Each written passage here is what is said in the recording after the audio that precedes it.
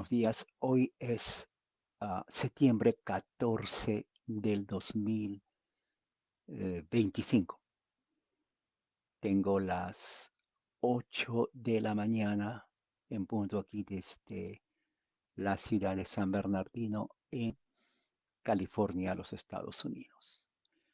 Me gustaría que me confirmen si pueden escucharme bien para empezar la reunión hoy, que va a ser un tema muy importante, muy interesante para el beneficio de nuestras almas, de nuestra vida espiritual. Voy a poner aquí un saludo a todos. Buenos días. Me confirman si me escuchan bien. Se escucha perfectamente, dice la hermana Liliana Reyes. Gracias. Eh, entonces se escucha bien, ¿no? También está Alma ahí, nuestra hermana Alma. También. Perfecto. Bien, entonces vamos a esperar solamente unos segundos. Se escucha perfectamente bien. Se escucha perfectamente. Perfecto, gracias, Alma. Vamos a abrir mientras tanto en el Isaías 29. Isaías, el capítulo 29, es un texto. A veces tiene el motivo o el estilo de un salmo, pero es Isaías. Isaías, capítulo 29. Vamos a leer, ahí puse. Sí, confirmo. Ok, bien. Isaías 29 es un texto muy apropiado para el tema que voy a hablar hoy. Y tengo aquí ya mi marcador. Tengo dos marcadores. Tengo esto. Bueno, tengo cantidad de marcadores. Y también tengo ese marcador. O sea, verde, claro, rosado, pink, y amarillo, yellow. Yellow, pink and green. Entonces, de acuerdo al texto, a los pasajes, entonces, generalmente más uso el yellow, el amarillo. Bien, eh, Isaías 29. Quisiera que abran su Biblia. Yo voy a leer método antiguo. No, voy a usar la Biblia de las Américas. Si usted tiene otra versión, también lo puede usar. Y también tengo aquí la Biblia de la Peshita. O sea, tengo las dos versiones. Es más, lo voy a abrir aquí también. Isaías 29 para cotejar. Tengo Biblia católica, tengo Biblia Reina Valera, tengo Biblia Nueva Biblia de las Américas, tengo Biblia Reina de las Américas y tengo Biblia de la Pesita en español. En inglés tengo cantidad, también tengo en hebreo, pero no voy a usar esto, voy a usar solamente aquí. Isaías 29, Isaías 29, estoy buscando en la Isaías, Jeremías, eh, ya estoy llegando ahí, aquí está, perfecto. Entonces, 30. Aquí está. Esta es la versión de la pechita, ¿ok? No sé si lo pueden verlo ahí. Este, pero la Biblia que tengo aquí es bilingüe. ¿Se dan cuenta? New American Standard Bible, Bilingual Bible. Porque es la Biblia que uso cuando hablo también en el trabajo con personas que hablan inglés. Entonces, esta es la Biblia para mí. Entonces, utilizo las dos generalmente. Bien. Entonces, vamos a leer Isaías 29. Voy a usar la versión de las Américas, cotejando también con la peshita. Dice así la bendita palabra de Dios. Bueno, a ver, perdón, antes de seguir, ¿son cuántos versículos? Para tener en cuenta, son 24 versículos. A ver, ya, vamos a leer todo eso hoy día y usted me sigue. Dice así, ay Ariel, Ariel, la ciudad donde acampó David. Añadid año sobre año, celebrad las fiestas a su tiempo. Traeré angustias a Ariel y será una ciudad de lamento y duelo será para mí como un Ariel. Acamparé contra ti, rodeándote pondré contra ti vallas de asedio y levantaré contra ti baluartes. Entonces serás humillada. Desde el suelo hablarás y desde el polvo donde estás postrada saldrá tu habla. Tu voz será también como la de un espíritu de la tierra, y desde el polvo susurrará tu habla. Pero la multitud de tus enemigos será como polvo fino, y la multitud de los crueles como paja que se va volando. Sucederá en un instante, de repente. Serás castigada por el Señor de los ejércitos con truenos y terremotos sin gran ruido, con torbellino y tempestad y con llama de fuego consumidor. Y será como un sueño, una visión nocturna, la multitud de todas las naciones que combaten contra ella. Todos los que combaten contra ella y su fortaleza y los que la afligen. Y será como cuando un hambriento sueña y he aquí está comiendo, pero cuando despierta su hambre no ha sido satisfecha, o como cuando un sediento sueña y he aquí está bebiendo, pero cuando despierta he aquí está desfalleciendo, y su sed no ha sido aplacada. Así será la multitud de todas las naciones que combaten contra el monte Sión. Deteneos y esperad, cegaos y sed ciegos. Se embriagan, pero no con vino, se tambalean, pero no con licor. Porque el Señor ha derramado sobre vosotros espíritu de sueño profundo, Él ha cerrado vuestros ojos, los profetas, y ha cubierto vuestras cabezas, los videntes. Y toda la visión será para vosotros como las palabras de un libro sellado que cuando se le da al que sabe leer, diciéndole, lee esto, por favor, y él dirá, no puedo, porque está sellado. Entonces el libro será dado al que no sabe leer, diciéndole, lee esto, por favor, y él dirá, no sé leer, dijo entonces el Señor. Pero cuando este pueblo se me acerca con sus palabras y me honra con sus labios, pero aleja de mí su corazón, y su veneración hacia mí es solo una tradición aprendida de memoria. Por tanto, he aquí, volveré a hacer maravillas con este pueblo, prodigiosas maravillas, y perecerá la sabiduría de sus sabios, y se eclipsará el entendimiento de sus entendidos. Ay de los que van muy hondo para escoger los planes al Señor y realizan sus obras en tinieblas. Y dicen, ¿quién nos ve o quién nos conoce? ¿Qué equivocación la vuestra? ¿Es acaso el alfarero como el barro? ¿Para qué lo que está hecho para que lo que está hecho diga a su hacedor, él no me hizo? O lo que está formado diga al que lo formó, él no tiene entendimiento. ¿Acaso no queda ya muy poco tiempo para que el Líbano se convierta en campo fértil y el campo fértil sea considerado bosque? En aquel día los sordos oirán las palabras de un libro, y desde la oscuridad y desde las tinieblas los ojos de los ciegos verán. Los afligidos aumentarán también su alegría con el Señor, y los necesitados de la humanidad se regocijarán en el Santo de Israel. Porque el violento tendrá su fin, el escarnecedor será acabado, y serán cortados todos los que se desvelan por hacer el mal, los que hacen que una persona sea acusada por una palabra y tienden lazos al que juzga en la puerta y defraudan al justo con varios argumentos. Por tanto, el Señor que redimió a Abraham dice así acerca de la casa de Jacob. Jacob no será ahora avergonzado, ni palidecerá ahora su rostro. Porque cuando vea a sus hijos, la obra de mis manos, en medio suyo, ellos santificarán mi nombre. Ciertamente santificarán al Santo de Jacob y tendrán temor al Dios de Israel.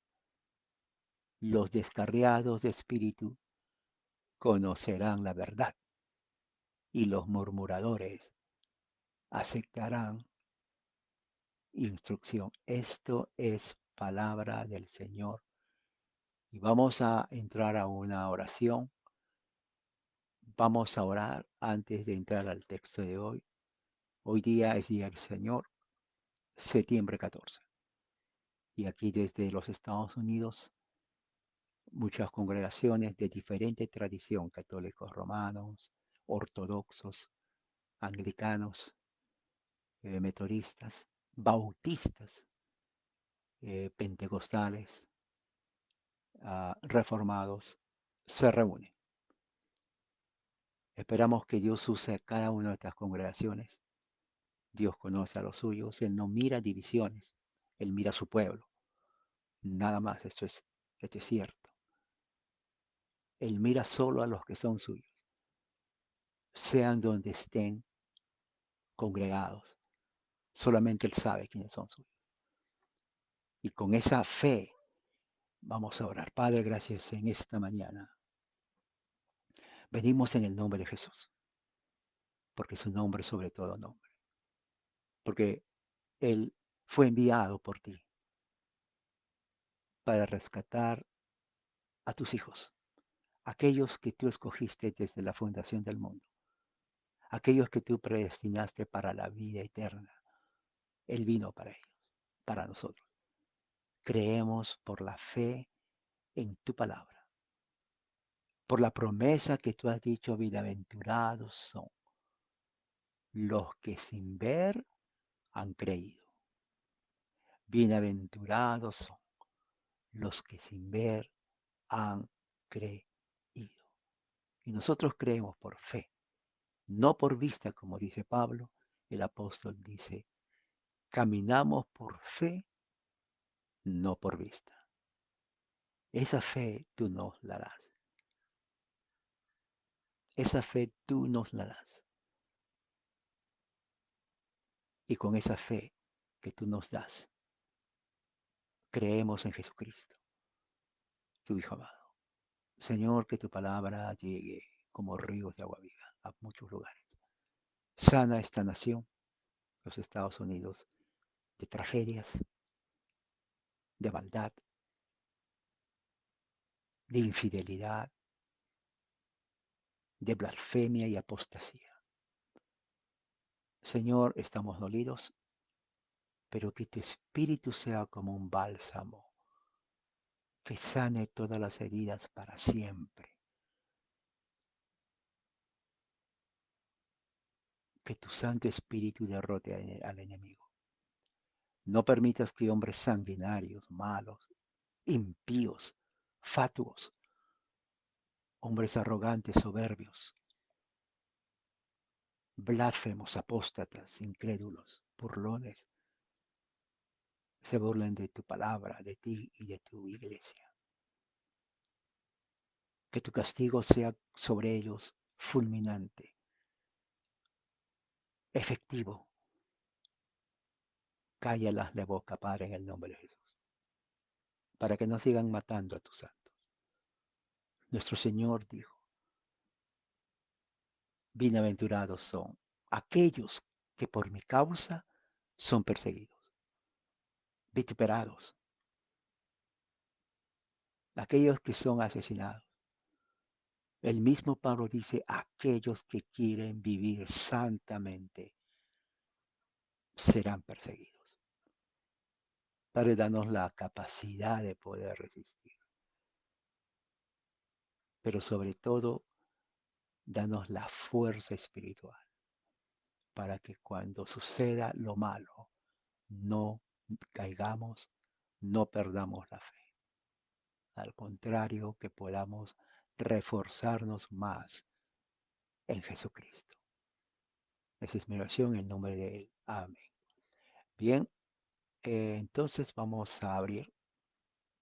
Saludos a nuestro hermano Alexander y a nuestra hermana Loreta. Vamos a abrir la Biblia en Segunda de Samuel. Voy a abrir aquí también. Segunda de Samuel es un texto que estaba meditando todos estos días.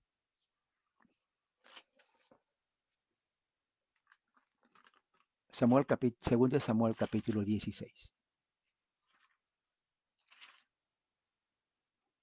Segunda de Samuel capítulo 16.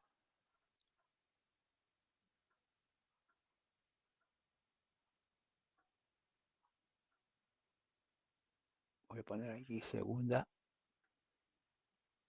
de Samuel capítulo 16.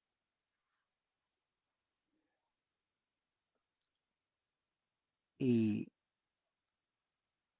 vamos a leer empezando el versículo 16.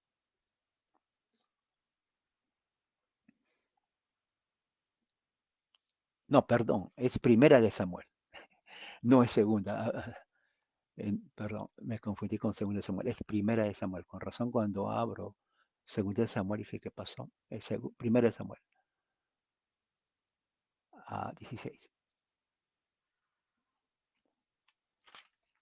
Yo creo que los lentes necesito nuevos, pero es primera de Samuel 16. Sí. El título que ponen aquí es David ungido por Samuel o David es ungido como rey por Samuel. Ok, entonces vamos a leer versículo 1 en adelante, me siguen. Dice, y el Señor dijo a Samuel, escuchen bien, ¿hasta cuándo te lamentarás por Saúl después que yo lo he desechado para que no reine sobre Israel?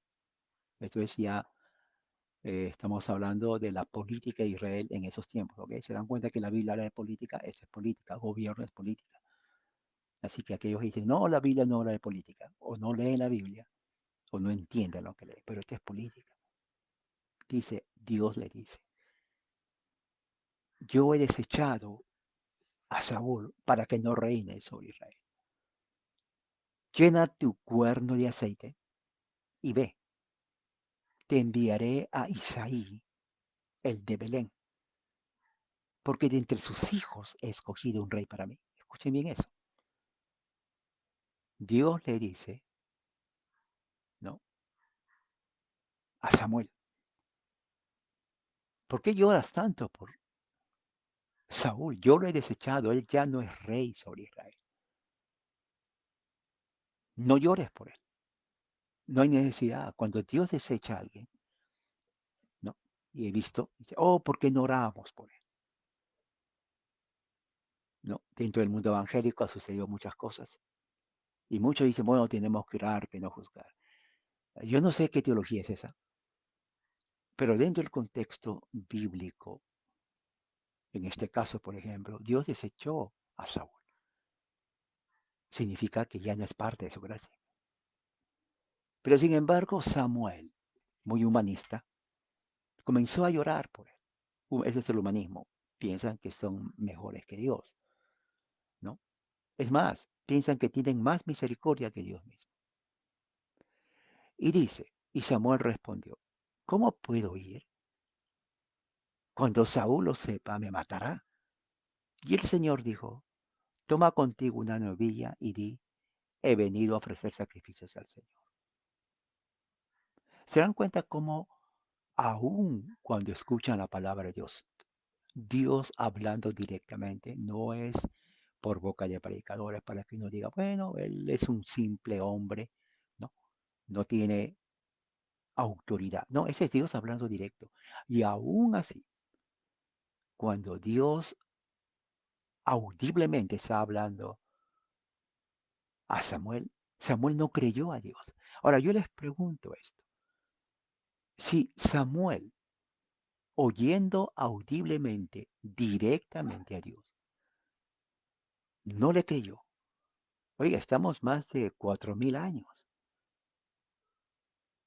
¿Qué entonces nos puede sorprender cuando la gente no escucha al que predica la palabra?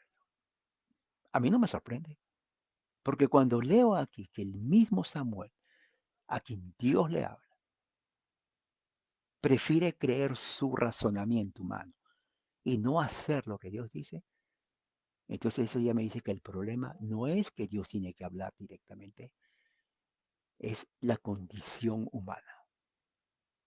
Fíjese, y dice aquí, 3, invitarás a Isaí al sacrificio y yo te mostraré lo que habrías de ser. Entonces me ungirás a aquel que yo te indique. Fíjese, versículo 3. Dios le dice exactas, instrucciones exactas a Samuel para que haga exactamente lo que él tiene que hacer, porque Dios ya había planeado elegir a un gobernante, rey para Israel. Esta es política, ¿ok? O sea, Dios no es demócrata. Claro, hoy en día el concepto de democracia se habla en el sentido el bien para el pueblo. Si es bien para el pueblo, está bien. Si es el punto de vista. Pero cuando se habla de que el pueblo escoja, ahí está mal. ¿Por qué? Porque el pueblo, por ejemplo, Latinoamérica, sin ir muy lejos, Latinoamérica desde sus inicios coloniales, 1800 en adelante, ha sido una nación ignorante, ¿ok? Ignorante en el sentido, no que no sabe leer, literalmente, aunque claro, hubo analfabetismo, todavía hay, pero me refiero a no saber leer los momentos del tiempo. O sea, es un analfabetismo cultural, hasta espiritual, político, póngale esa. Porque los gobernantes en su gran mayoría de Latinoamérica, desde México hasta la Patagonia, son inútiles. Así de plano, inútiles. ¿De qué sirve un inútil? La palabra misma da su definición. In, N-I, I-N, espacio útil. O sea, no es útil. No es útil. Porque útil es una persona capaz de hacer algo y hacerlo bien. O sea, hay una gran diferencia entre hacer algo y hacer algo bien, ¿no? Cuando iba a trabajar hace unos años en una compañía que hacía construcción aquí en California, había mucha gente que se decía, oh, yo soy experto, yo sé hacer esto, trabajo que no solamente era manual, sino tenía que tener criterio en hacer las cosas, qué material usar, qué herramientas usar, en cuánto tiempo, o sea, tenía que ser un capo, un trone, un bacán, alguien que sepa lo que está haciendo. Pero habían otros que sí hacían, pero hacían un desastre, lo cual significaba pérdida porque uno tenía que deshacer lo que hicieron mal y traer a otro para que lo rehaga y bien. O sea, se tenía que pagar el triple, porque le pagaron al primero que hizo mal, se tenía que pagar a otro que lo deshaga y tenía que pagarse a otro para que lo haga. Eso en una compañía es pérdida. Y cuando sucede eso, se tiene que despedir al trabajador porque hizo un mal trabajo, causó pérdida. Una economía en un gobierno es pérdida y eso sucede en política, ¿no? Entonces se tenía que tener alguien que lo hacía y lo hacía perfecto. Oiga, tanto era que lo hacía que hasta el jefe le pagaba el doble de lo que le había hecho. ¿Por qué? Porque trabajó excelentemente bien. Bueno, en política es lo mismo. No puede ponerse a alguien solamente porque tiene que haber un presidente, porque es un inútil. Va a traer más caos y problema social, económico y político. Mire los países, mire Perú, la política. Y no es que no haya personas inteligentes, es que la gente, el pueblo, pone a gente inútil. Por eso que democracia en el sentido de que la mayoría gana, no, la mayoría no gana, porque la mayoría no sabe a quién escoger. son ineptos políticamente. Entonces Dios no llamó a Israel y le dijo, a ver, reúnanse todos los hijos de Israel, a ver, ¿por quién van a votar? Tengo aquí a Josías, tengo a David, vengan aquí a las urnas, den sus votos. No, no, Dios no trabaja así. Ahora, alguien que a mí me han dicho, hermano, está diciendo entonces que hacer una teocracia, pero ¿cómo Dios va a poner? No, no me refiero a eso. Me refiero a que si Dios escoge, lo hizo por una razón. Veamos. Dice, eh, me ungirás, versículo 3, a aquel que yo te indique. O sea, Dios tenía, diríamos así, su candidato para Israel. Y Samuel no entendía porque él todavía estaba de pena por Saúl. Fíjese, el resto de la gente, pues, para nada. No tenían ni idea qué es lo que estaban haciendo. Pero mira el versículo 4, dice, Samuel hizo lo que el Señor dijo. Esa es la clave. Samuel hizo lo que el Señor dijo. Esa es la clave, hermano. ¿Qué dice la Peshita? La Peshita dice así. Y Samuel hizo como Yahweh le había ordenado. Es más específico, porque fue una orden. Se dan cuenta porque yo tengo siempre dos versiones. Tengo esta versión de la Peshita y tengo esta otra versión. Y atrás tengo más versiones en español, y eso que no he chequeado la versión en católico. Pero para que se den cuenta, porque la reina, perdón, no la reina, la, la Biblia de las Américas dice, Samuel hizo lo que dijo el Señor, pero la Peshita dice algo muy importante. Samuel hizo como Yahweh le había ordenado. Suena perfecto, porque fue una orden, o sea, Dios no le estaba dando sugerencia a Samuel, no le dijo, mira, yo te sugiero, no, yo te ordeno, y una orden no se discute. Una orden no se replica diciendo, Señor, mire, sí, tu orden. No, Dios no está pidiéndole la opinión a Samuel. A Dios no le interesa si le gusta o no le gusta, si esté de acuerdo o no. Dios simplemente ordenó y Samuel tenía que obedecer. Finalmente dice, hizo, o sea, obedeció. Y dice aquí, entonces, versículo 4, eh, se fue a Belén. Ahí es donde nació quién, nuestro Señor Jesucristo. Fíjese, todo está correlacionado. Y los ancianos de la ciudad vinieron a su encuentro temblando y dijeron, vienes en paz. ¿Qué dice la pesita? Y los ancianos de la ciudad salieron a su encuentro y le dijeron, ¿es pacífica tu venida? Mire, ahora, si bien es cierto, la pesita no dice una frase, que sí dice la Biblia de las Américas, y es, eh, vinieron a su encuentro temblando, o sea, de miedo. ¿Se dan cuenta por qué tenemos que leer dos? Yo les recomiendo, hermanos, cuando hagan su estudio bíblico, eh, bueno, no tienen que comprar Biblia porque ya todo está en Internet. Pueden ir a la página, si no saben, que se llama Bible Getaway, ¿no? Bible Getaway. Voy a poner aquí ah, el link o el enlace para que ustedes lo tengan. A ver, ya lo puse ahí. Ahora voy a presionar Enter. Ahí está. Ahí puse el enlace. Cuando ustedes hacen un clic, ahí está.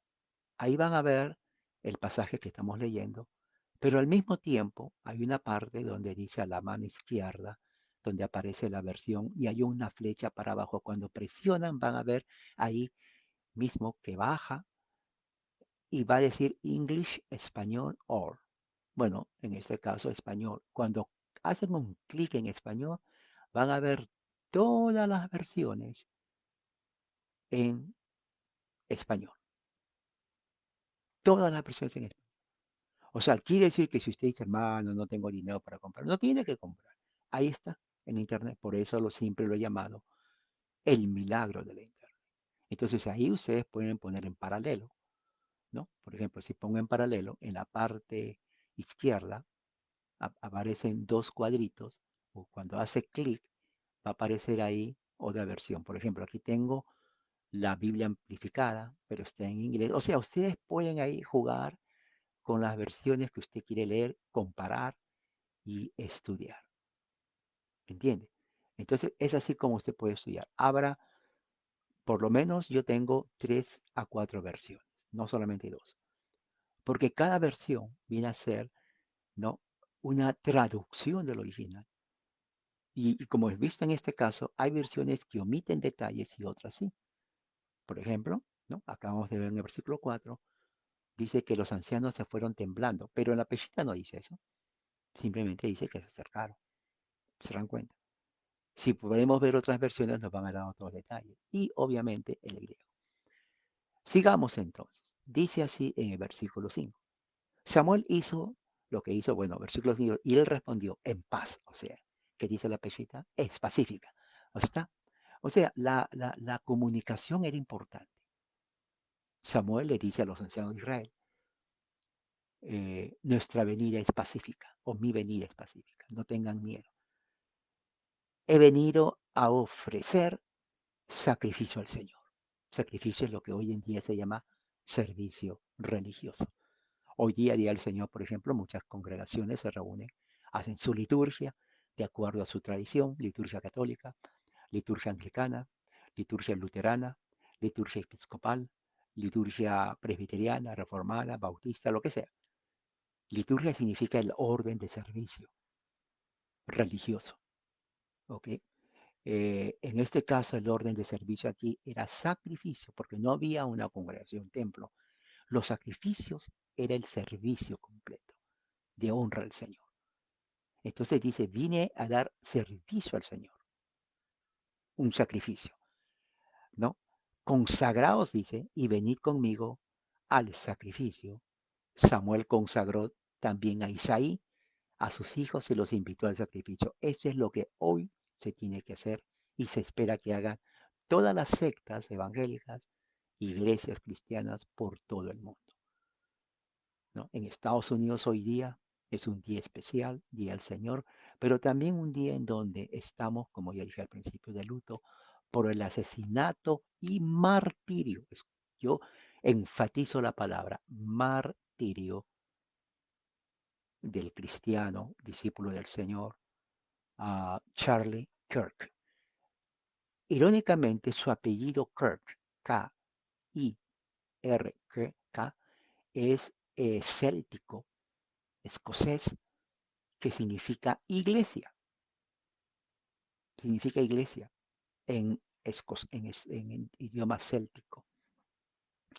Eh, Ese es su apellido, significa en céltico, Kirk. La iglesia presbiteriana en Escocia se llama Kirk. La iglesia Kirk, si ustedes leen, van a páginas, no ahorita, en Escocia, la iglesia presbiteriana, van a ver en la mayoría Kirk, K-I-R-K. Eso significa, se están refiriendo a la palabra que se conoce en inglés como church. Es una variación. En español, nuestra palabra iglesia no es español, es griego, ¿no? Mal hablado, porque en griego es eclesía. Eclesía es una combinación de dos palabras. Ek, de afuera, de donde viene la palabra ex. ¿Se dan cuenta? Exlesía, congregación. Llamados de afuera. Ex, y nuestra palabra EX, ¿no? Ex. Mira, él es el ex pastor. Mira que él es el ex jugador. Bueno, eso no es tampoco español, eso es griego. En griego la K es ex, junto con lego, de guía, decía, e, eclesía, eclesía. De ahí viene la palabra iglesia. Se dan cuenta que nuestra palabra en español es griego. Usted habla uh, Kirk en holandés, exactamente. Kirch en alemán, exacto. ¿Se dan cuenta la relación de la, sí, es verdad. Entonces, cada región en Europa diferencian en ciertos morfología de la palabra, pero significa congregación e iglesia. Eso fue desde el principio. Su apellido de él es Kirk. ¿Por qué? Porque los inmigrantes que vinieron de Escocia hace 200, 300 años, desde el principio de esta nación, muchas veces cuando daban su apellido se escuchaba diferente. Entonces muchos no lo escribían así como se pronunciaba. Y eso sucede hasta ahora. Eso lo veo en el trabajo. Cuando pregunto a personas, ¿cuál es tu apellido? Me dicen, "Arr". Entonces yo lo pongo como lo escucho. Pero cuando mira y dice, oh, no, eso no es mi apellido. Oh, pero tú me dijiste eso. No, se escribe así. Y ponen, oh, ok, puede ser de un país que uno no conoce.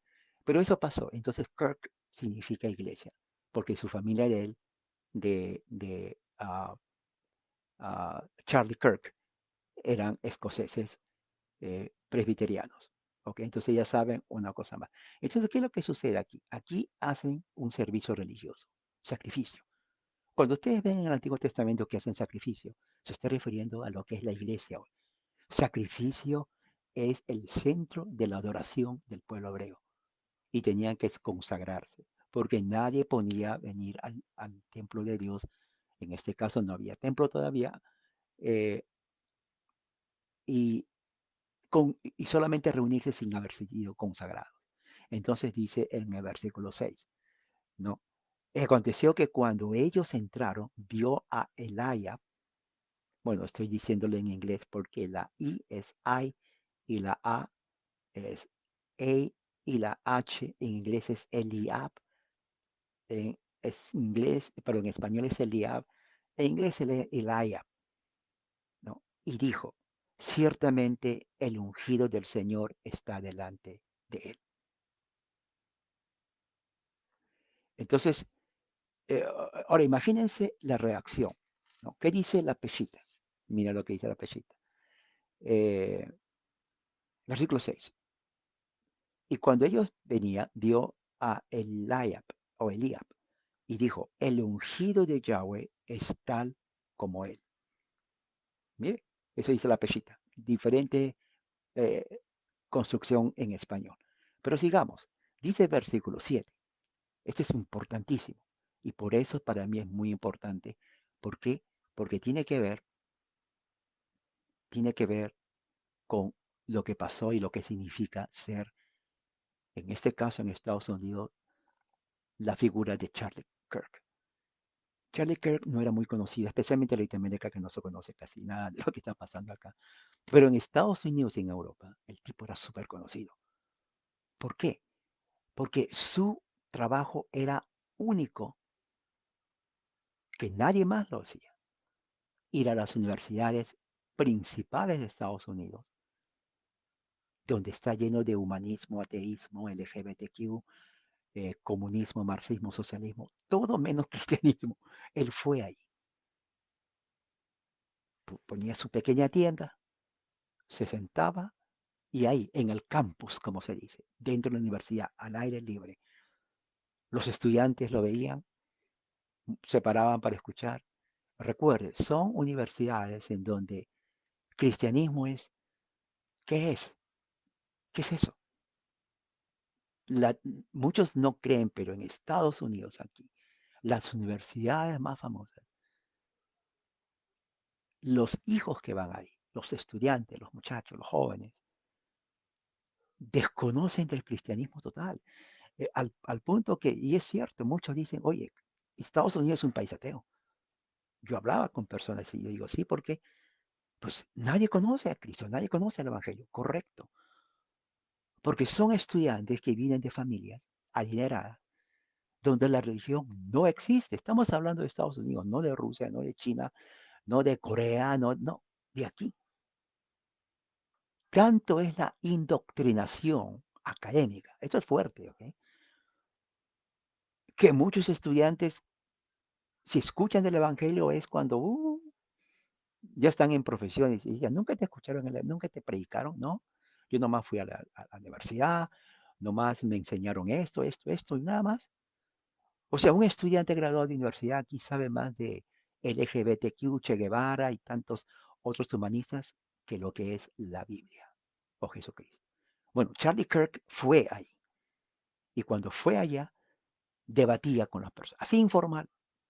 Él decía, soy aquí, tenía aquí, era muy pro-Trump y a Trump lo odian a muerte en las universidades, ¿ok? Lo odian a muerte en las universidades por la indoctrinación izquierdista de la gran mayoría de profesores en la mente todavía, totalmente o todavía tierna de estudiantes que no tienen un criterio político propio como para poder discernir la propaganda de la verdad. Entonces es más fácil de creer cuando el profesor dice Trump odia a los inmigrantes. Fíjate, ese es un ejemplo. Le dicen, sí, ¿por qué? Como que porque no estás viendo que está cerrando la frontera. Oh, sí, tiene razón. ¿No estás viendo que está deportando? Sí, ¿no estás viendo que está enviando a la policía? ¡Oh! Sí, ¿no estás viendo que está agarrando niños y mujeres? Sí, tiene razón. Es un racista. Y yo no pensaba que era. Sí, sí. Por lo tanto, tenemos que sacarlo. Es un fascista. ¿Pero por qué? Pues porque es malo. Entonces, la mente de esos estudiantes, que no tiene criterio de saber la verdad, cree. Entonces, cuando se presenta alguien como Kirk, que se presentaba, se burlaban de él. Se burlaba, y eso lo sé. Yo estudié en la Universidad de California, que está aquí en la ciudad de Westwood, contabilidad, y eh, cuando teníamos que hacer, eh, profesor siempre decía preguntas, ¿no? Alguien tenía que preguntar, comentarios, y yo levantaba mi mano cuando, para aclarar cosas. En mi mente era aclarar. Por ejemplo, cuando estudiábamos el aspecto de la Constitución. En la Constitución, la mayoría ha comprado la idea de separación de iglesia y Estado. Primeramente, la Constitución no habla de eso, para empezar. Pero la mayoría dice, sí, que la separación y que eso, que puede. Y yo digo, y sí, disculpe, pero la Constitución no habla de eso. Y todo el mundo se quedaba, oh, hablando. Uh, bueno, muéstreme dónde en la Constitución diga separación de iglesia y Estado. Y no hay. No existe la frase separación de iglesia y Estado. Entonces hasta la profesora dice, bueno, pero nosotros queremos, lo que queremos decir, y decía, nomás quiero la frase separación de iglesia y Estado. No quiero argumentos, porque no hay. Y como no hay esa frase, mi pregunta es, ¿por qué están defendiendo algo que no existe? No, hombre, se armó una de esas que se arman. Me atacaron. Si había piedras, yo fui el único. Yo esperaba pues que alguien me defendiera. No, no. Yo estaba solo en medio de los lobos. No porque ellos tenían razón, sino porque fueron indoctrinados. Defendían algo que no existe. Oiga, es increíble, yo me pongo a pensar. Entonces yo entiendo perfectamente cuando Charlie Kirk debatía con estos ignorantes estudiantes, porque eso son ignorantes, y es algo, o te ríes, o lloras, o no sé qué. Y yo decía, pero si no existe, ¿qué están defendiendo? Mi pregunta es, ¿dónde dice la frase separación de iglesia y Estado en la Constitución? No existe. Y es simple, porque para los padres fundadores no existía ese concepto, porque para ellos la religión es parte del Estado, de la política, cosa que niegan rotundamente los izquierdistas. ¿Saben a cuántos jóvenes lo han lavado el cerebro? Millones, millones, desde 1940, no de recién,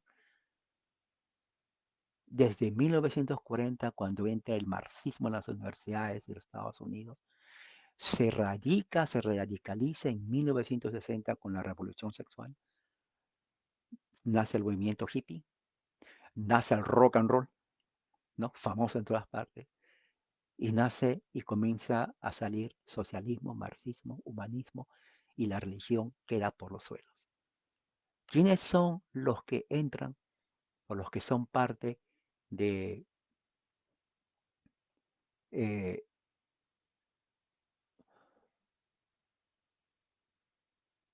quiénes son los que son parte de este movimiento de las universidades? Hijos de cristianos.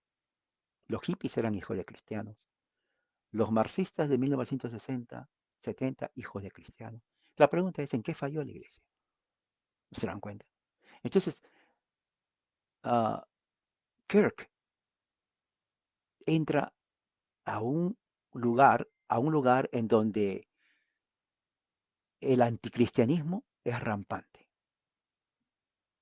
Se burlaron de él. Hizo el trabajo, y quiero decirlo esto, que muchos aquí en Estados Unidos de pastores, son 8 millones de evangélicos, tal vez habrá, no sé, tal vez cerca de 1 millón de pastores, algo así, no hicieron el trabajo por miedo, porque no saben qué contestar, por miedo al ridículo, por miedo a que lo digan racista, miedo. Pero un solo joven, uno de entre todos los, ¿qué?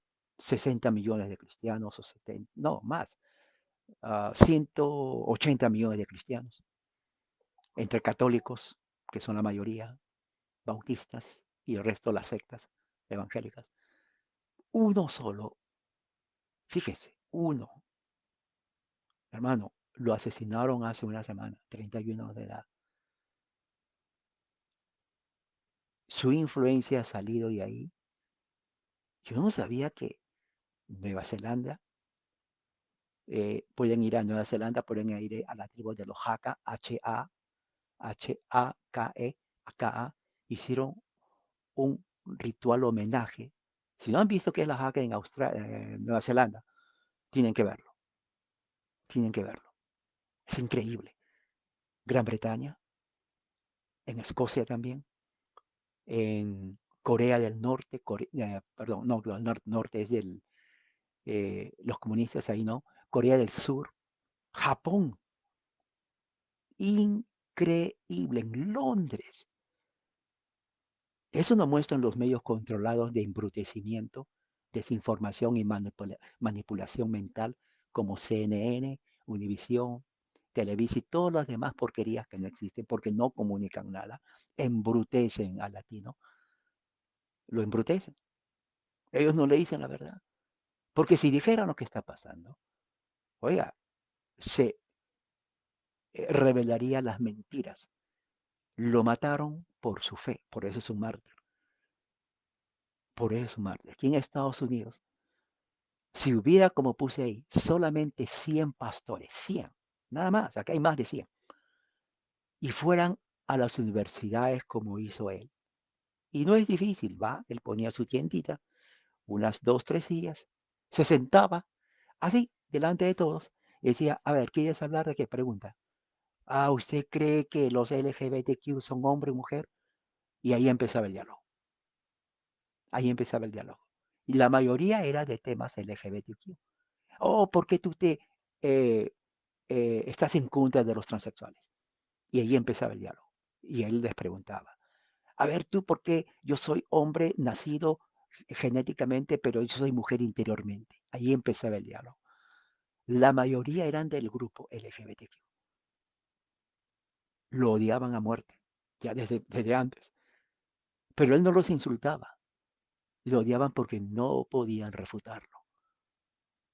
Y no les, y era un tipo normal, iban, se burlaban de él nunca se enojó, al contrario, les decía, el que se está burlando, así les llamaba, vino aquí a la universidad en Riverside, yo fui a verlo, les llamaba, el que está atrás, decía, tú te burlaste de mí, ven, te invito, ven, ven, ven, sin miedo, aquí está la mayoría de tus amigos, y vas a, ok, dímelo normal, ¿por qué te reíste? ¿Qué es lo que estoy haciendo mal? Así les, no, que usted dijo de que no existe transexualismo. Sí, no existe. Así. Dime por qué tú crees en eso. Dame una razón. Tú eres de la universidad científico, sí. Ok, dame científicamente por qué. No me digas porque lo dice tu amigo, tu profesor. Tú como persona. El tipo no sabía qué decir. No sabían qué decir. O sea, en la multitud eran valientes, pero frente a frente hablaban tonteras, o simplemente no contestaban o se burlaban. Ahí una vez recuerdo que vino uno con una cara de Satanás, bueno, no sé cómo sabía que era la cara de Satanás, ¿no? Así rojo, con cuernos, y decía, yo soy de Satán. Y Charlie Kirk se rió, se rió, porque dijo, esto es una broma. Ok, le dijo, ok, está bien, voy a aceptar que tú eres Satanás. Pregunta, señor Satanás. Le hace así. Y el tipo, pues un payaso, comenzó a ladrar, a hacer ruido. Le digo, ¿qué es eso? No, esa es mi pregunta, yo soy Satanás. Y todo el mundo se rió. O sea, el que quedó mal fue él, ¿no? Porque miren, este es lo que enseñan en las universidades, dijo Iker. Este es el ejemplo mismo por qué yo vengo acá. Porque esta pobre persona le engañaron que Satanás es así. Y es universitario. Cuando le digo que haga una pregunta, ladra como un perrito. Yo les pregunto, ¿van a gastar ustedes 5 años en universidades para que se pongan una careta disque de Satanás y no puedan argumentar con inteligencia? ¿Es esto que sus padres les vienen a mantener a las universidades? No, el tipo comenzó a hablar y hablar y hablar. De ahí ganó su fama. Lo invitaron al Congreso, habló, Trump y los republicanos lo hicieron porque el tipo eh, era un genio, era un genio. Y cuando ya su organización creció en muchas universidades de Estados Unidos, él dice, voy a ayudar a que Trump sea elegido presidente. Trump ni sabía, pero cuando comenzaron a ver, y no sé si se dan cuenta, yo seguía aquí todo eso, y los números seguían apoyando a Trump y decía, wow, mucha gente dice es un milagro. Sí, pero lo que no sabían era quién estaba detrás de eso. Era Charlie Kirk. ¿Cómo lo hacía un solo hombre? Uno. O no iba a las universidades.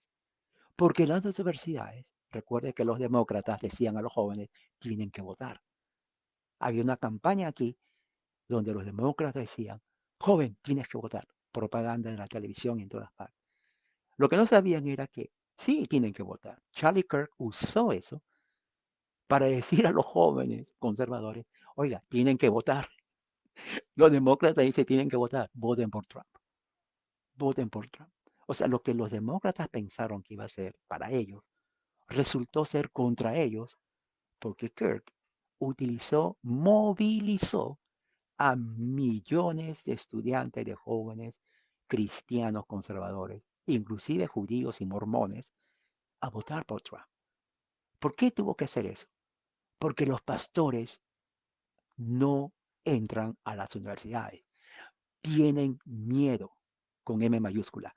En Estados Unidos, la razón por la cual las universidades son ateas, marxistas, LGBTQ, transexuales, es porque no hay personas como Charlie Kirk. Tienen miedo, abiertamente. Tienen miedo porque es hostil. Sí, es hostil, te insulta, te agravian. Él sufrió todo eso, yo lo sé. Así es. Si no estás preparado, mejor no vayas. Es la verdad. Pero si tienes convicción y te preparas, él estuvo rodeado por miles de gente que lo odiaba y solo. Y, y- inclusive su esposa le decía, ya no vayas. Muchos inclusive le decían, te pueden atacar físicamente. Mire, porque así es. No es exageración, no es exageración. ¿Por qué no es exageración? Eh, ah, Cuando recuerdo que estaba en la ciudad de Los Ángeles, y eso es cierto, fuimos con una iglesia en Los Ángeles cuando vivía ahí. Y yo me paraba en la esquina, ahí en el downtown, como se dice en Los Ángeles, a predicar. La gente se reunía. Y de entre ellos comenzaba una voz a decir, mentiroso, liar. Entonces yo decía, bueno, uno tiene que esperar todo. Después otro más, después 5 más, después 10 más, después la multitud crecía, todos en contra del Evangelio, se me ponían casi cerca.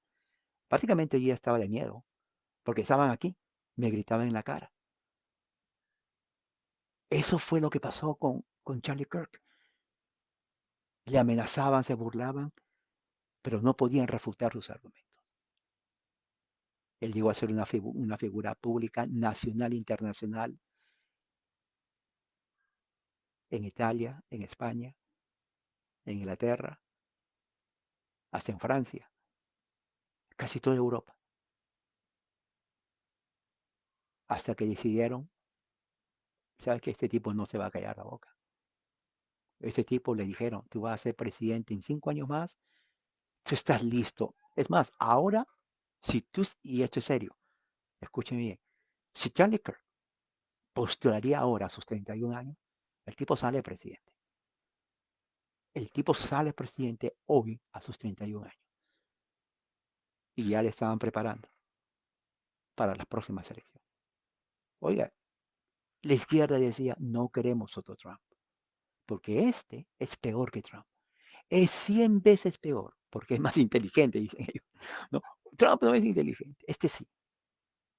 Así que solamente hay una forma de evitar, y no es votar en contra de él, es sacarlo de la escena pública. Y ustedes saben a qué me refiero. Una vez salido, como quien dice, cortado el tumor, se acabó el cáncer. Bueno, él era el cáncer para la izquierda. Lo que la izquierda no pensó es que la muerte de él, como dijo Pared de la Iglesia, la sangre de los mártires, ¿no? Es la semilla de más cristianos. Es exactamente lo que pasó. Su muerte despertó al gigante, así, al tiro. Miren lo que pasó en Nueva Zelanda, Inglaterra, Francia, Corea del Sur, Japón. Oiga, Japón en política, eso nunca he visto. Y han salido. Increíble. En Estados Unidos. Por eso Trump entró en el momento apropiado porque con él, ahora que está en el gobierno y todo su equipo de trabajo, han podido eh, destruir toda la parte izquierdista, especialmente las universidades. Los que quedan son agentes que odian este país, odian a los Estados Unidos, odian a los padres fundadores de esta nación, odian la Biblia, odian las oraciones. Oiga, el Partido Demócrata se burla cuando oramos. Hace unas semanas hubo ese tiroteo en esa escuela y dice, vamos a orar. Se burla y dice, ¿para qué van a orar? Eso nunca sucedió en los Estados Unidos. Los Estados Unidos es una nación que nació de la oración. Los puritanos, calvinistas, no había gobierno si no había oración y escritura. Los padres fundadores, no había gobierno si no había moralidad cristiana y orar. Todos, para ellos, ni siquiera se podían imaginar que no podía haber oración. Eso, eso era impensable, ¿ok? Eso era impensable. Separación de iglesia y Estado no significaba separación de Dios y el Estado. Simplemente significaba que el Estado no puede decir a la iglesia qué hacer, ni la iglesia ordenar al Estado que se haga una religión. A eso se refería solamente. Cada uno hace su trabajo, pero se reconocía a Dios, se leía la Biblia, se oraba. Es reciente que estos demócratas que odian a esta nación se oponen a la lectura de la Biblia, se oponen a la oración, se oponen a que se vaya a las escuelas a recitar los 10 mandamientos, se oponen prácticamente a todo, son comunistas. Esta gente estaría bien con China comunista, con Nicaragua, con Cuba. ¿Por qué no van para allá? ¿Por qué no se largan allá? Por una razón, como dice el dicho, con dinero baila el mono. ¿Saben lo que es eso, no? El organillero, ¿no? Y salió un bonito y el niño decía, papá, yo quiero que baile el monito. Y el organizador, oh, 1 peso, señor, con dinero, salía el monito a bailar. Otra vez lo escondía. Papá, quiero más, porque ya quiero ver más monos. O que le daba 5 pesos. Señor, 5, o sea, 5 minutos. Ok, ahí, con dinero baila el mono. ¿Qué quiere decir con eso? O sea, esta gente lo hace y no se va a esos países porque aquí tienen el dinero, los dólares. Si fueran consecuentes con su ideología maligna, no estarían aquí, porque ellos odian este país. Pero claro, es pura hipocresía, porque lo odian cuando hay un republicano. Pero salido este republicano y ponen a un inútil de demócrata. Oh, sí, sí, aquí está bien, ¿no? ¿Para qué se van a ir a otro lugar? Aquí vamos a cambiar. Hipocresía. ¿Se dan cuenta? Así que David nos enseña este pasaje.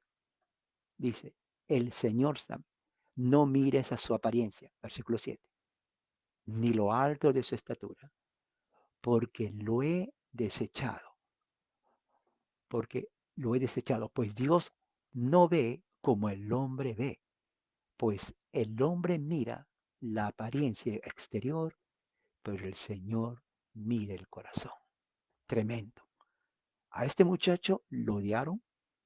Es más, muchos inclusive conservadores le decían, no, sí nos ayuda, pero nada más. ¿Por qué? Porque lo veían joven, porque decía, "Ah, bueno, no tiene experiencia, ¿no? Lo primero que saca, no tiene experiencia, es muy simple, muchos decían, ¿no? No es graduado de universidad. O sea, ponía una lista de excusas.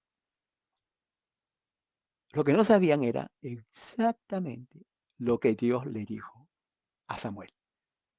O sea, en términos modernos, Dios dice a todos los americanos, miren republicanos, demócratas, ateos, homosexuales, lo que sea. No miren a su apariencia, ni a lo alto de esa estatura, y era alto, porque lo he desechado.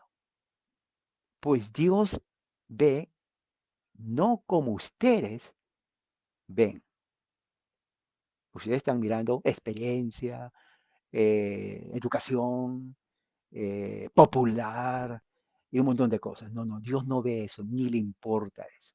Y dice, pues Dios ve, pues Dios no ve como el hombre ve, pero el hombre mira la apariencia exterior. Ustedes lo miraban a él como, no, ese muchacho inexperto. Sí habla, pero de ahí no pasa. Falso. El Señor mira el corazón. El Señor mira el corazón. ¿Y qué hizo con David? Lo hizo rey. Y de su simiente le prometió saldrá el Rey de Reyes y Señor de Señores Jesucristo. Pues, ¿qué es lo que sucede? Uh, Kirk, Charlie Kirk, Dios miró su corazón, que era sincero, fiel y con convicción. No tenía miedo a nadie. La izquierda no teme a pastores. Hoy día, por ejemplo, el Señor, hay miles, millones de cristianos. La izquierda no les tiene miedo a ellos. Es más, les da, reúnanse. ¿Saben por qué no les tiene miedo a los pastores en esta nación, la izquierda? Porque son como Joel Austin. Tienen cantidad de miembros que no sirven para nada. Cantidad de miembros que no sirven para nada. Estamos hablando de millones. Porque si realmente sirvieran, oiga, con 121 millones, no hubiera profesores ateos en las universidades.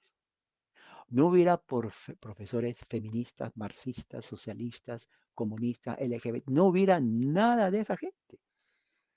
¿Por qué? Porque hay cantidad y demasiados profesores que pueden llenar esas vacantes. No hubiera estudios feministas, estudios de la raza, estudios y un montón de tonteras que embrutecen las neuronas de los estudiantes.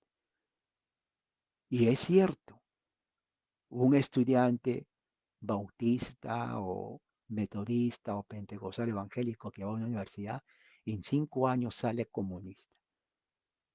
Pero no porque esos argumentos eran increíbles, no, es porque no tuvo base. Y como no tuvo base, nomás le enseñaban películas de arcoíris, pero qué bonito, mira el elefantito. No, no, no, nada de eso. Allá le pusieron argumentos aparentemente fuertes y dijeron, sí, tiene razón, como en el caso de inmigración. Pero mira, pero qué malo es Trump. ¿Pero por qué es malo? No le deja entrar a esa mamá. ¿No te da pena? Sí. Y Trump lo saca. No creo. Sí, sí, ahí está, mira. No sabía. Y no solamente, oh, mira, mira, mira, mira, lo están sacando. Manda a la policía, fascista. De veras, sí, sí, es verdad. Sí, tiene razón. Yo a partir de ahora yo ya soy ateo. Pero no solamente eso. Te niegan a ti lo que tú tienes que ser. ¿A mí? Sí. Por ejemplo, ¿tú eres hombre? Sí. ¿Qué pasa si quieres ser mujer? Oh, eso no puedo. ¿Por qué? Es que no, pues no, sí, tú puedes ser, pero no lo haces porque tienes miedo. Eso es discriminación, opresión sexual, opresión mental. ¿De veras? Sí. O sea que Trump y los republicanos odian a la humanidad. ¿Odian a la humanidad? Sí. No puede ser. Sí. Aquí está el ejemplo. Y ponen toda una sarta de ejemplos, pero no dicen la verdad que está detrás de eso. Y obviamente, después de 5 años de universidad, la mamá le tenía una Biblia para él. Mira, hijo, te graduaste, aquí está tu Biblia. Le digo, ¿qué es eso, mamá? Es la Biblia, hijo. Biblia, yo no conozco eso. Yo conozco, por ejemplo, la nueva revolución sexual dentro de los cromosomas y que nosotros no somos lo que somos, sino somos lo que queremos ser y nos hacen ver. Y un montón de... La mamá le queda mirando. A ver, repíteme, hijo, porque no entendí nada de lo que me dijiste. Y no va a entender, porque he sido lavado el cerebro. La, el ejemplo y la muerte de, de Charlie Kirk no termina ahí. Su legado ha promocionado, levantado, despertado una legión de jóvenes en las universidades que al ver el ejemplo de Kirk se han llenado de valentía y son capaces, ya no un Kirk, sino miles para cambiar. Se puede hacer, él lo demostró. Si uno lo demostró, se puede hacer. Que hayan unos 500 estudiantes, que hagan lo que él hizo. La unión hace la fuerza. Hay un cambio. A Kirk no lo apoyaron. Muchos evangélicos que hoy están sentados esperando el diezmo no lo apoyaron. Irrelevantes, vuelvo a decir, no sirven para nada. No han cambiado la sociedad. Kirk, un hombre, un joven, ha cambiado. A nacional, internacional. Tanto es así que lo reconocieron en el Congreso a pesar de la oposición de los inútiles demócratas, porque para ellos el cristianismo no sirve, así de plano. Pastores van a tener que entrar, y escuché su denominación, la Calvary Chapel, los pastores han redoblado esfuerzos para ser más participantes dentro de la política, porque tiene que haber participantes. El cambio está en las universidades. El cambio está en las universidades. El cambio está en las universidades, no en los púlpitos que nadie los conoce, insultándose, odiándose unos a otros. ¿No han visto eso? Oh, no, que tú, que por aquí. Nadie les presta atención y están que gritan. No, hagan lo que hizo Charlie Kirk. Un, una tiendita, su asiento, su silla y hablar. Obviamente no es para todos, pero en este país con 160 millones de cristianos, oiga, 160 millones que vayan unos 100.000 al menos. Suficiente, hermano. Suficiente, unos 100.000. De las mismas universidades, Yale, Harvard, Princeton, Columbia y otras más. Y esa es mi oración. Dios no mira lo que el hombre mira, Dios mira el corazón. Vamos a orar. Padre, gracias por tu amor y tu misericordia. Señor, que esto, lo que tú has hablado, pusiste en mi corazón, sea de ayuda para ver la realidad de lo que está pasando y para que tu palabra vaya y corra como ríos de agua viva. Gracias por tu amor y tu misericordia y levanta esta nación, sánanos y levanta más como tu hijo que está contigo, uh, Kirk, Charlie Kirk, Kirk. Que su ejemplo sea una motivación e inspiración a seguir su legado. en el nombre de Jesucristo, Padre. Amén. Hermanos, que la gracia del Señor sea ahora y siempre. Amén.